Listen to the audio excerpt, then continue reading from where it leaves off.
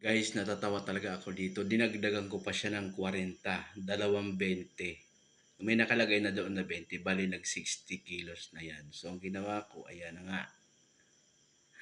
Natatawa talaga ako sa sarili ko.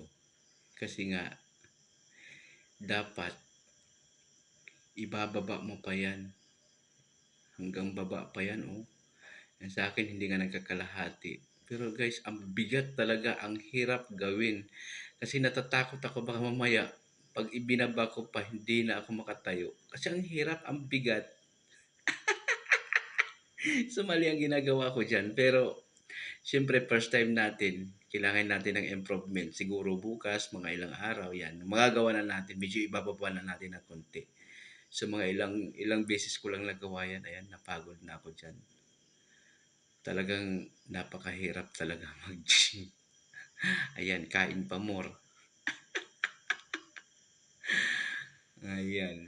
Dapat ibababa pa ng ibababa yan. Kasi yung turo sa akin, nakababa talaga. Nakita ko, nakababa talaga yan. Natakot ako, baka mamaya hindi na bumalik. Ayan. Tinanggal ko na. Nilag ko na.